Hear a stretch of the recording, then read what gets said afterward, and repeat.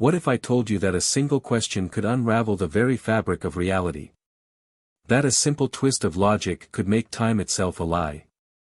In the next 10 minutes, I'm going to take you on a journey into the heart of paradoxes, mind-bending puzzles that have confounded philosophers, scientists, and even the greatest minds in history. And by the end, you'll never look at your own existence the same way again. But before we dive in, let me warn you, these aren't just intellectual games. They're cracks in the foundation of everything we hold true. And some of them might just change your life. Ready? Let's begin. Our first paradox is the one that started it all, the grandfather paradox. Imagine this: you build a time machine. You travel back to the past. You meet your grandfather when he was a young man. And, for some reason, you prevent him from meeting your grandmother. If they never meet, your parent is never born. And if your parent is never born, you're never born. But if you were never born, you could never travel back in time. So, who prevented the meeting? It's a logical loop that seems to break causality itself. Scientists have wrestled with this for decades, proposing wild theories, parallel universes, where each change creates a new timeline, or the idea that time is self-healing, and any attempt to change the past is thwarted by a cosmic glue. But no one has a definitive answer. The grandfather paradox remains a stubborn puzzle, a reminder that time might be trickier than we think. But what if we flip the script? What if the past isn't changed, but created? Enter the Bootstrap Paradox. This is where an object or information exists without a cause, it's a loop with no origin. Picture this: you're a struggling musician.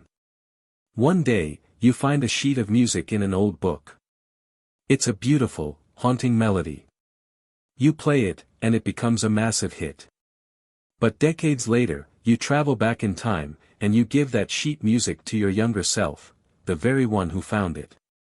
So, where did the music come from originally? No one wrote it. It always existed, caught in a loop. This isn't just a sci-fi fantasy, it's a real logical puzzle that challenges the idea of cause and effect. Philosophers love it because it suggests that some things might have no beginning. And in our universe, that's impossible, or is it? Now, let's step into the mind of a philosopher.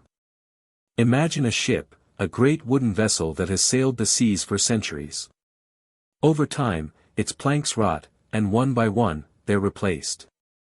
After 100 years, every single plank has been swapped out. Is it still the same ship? Now, imagine that the original planks are collected and reassembled into a new ship.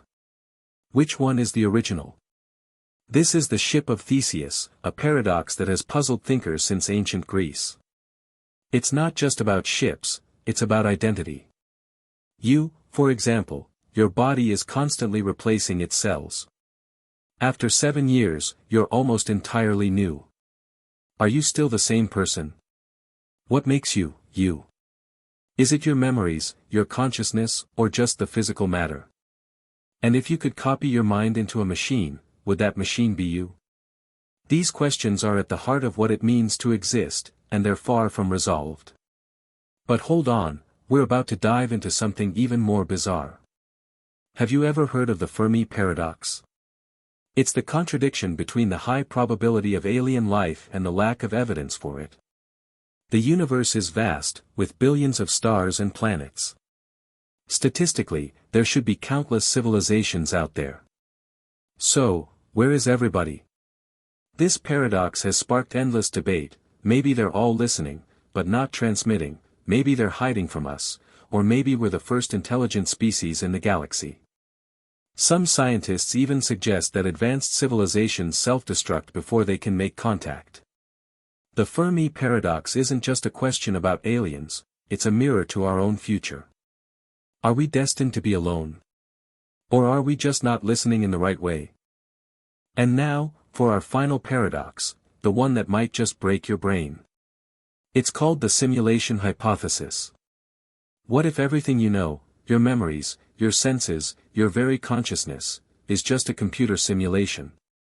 Think about it, video games have become so realistic that we can't tell the difference between pixels and reality. If technology keeps advancing, at some point, we'll be able to create simulations so detailed that the simulated beings would be conscious. And if that's possible, then statistically, it's more likely that we're in a simulation than not. There could be millions of simulations running, and we're just one of them. This isn't just a philosophical fantasy, some scientists take it seriously enough to run experiments. They're looking for glitches in the fabric of reality, tiny errors that would suggest we're in a program. Now, if we are in a simulation, what does that mean? Is there a creator?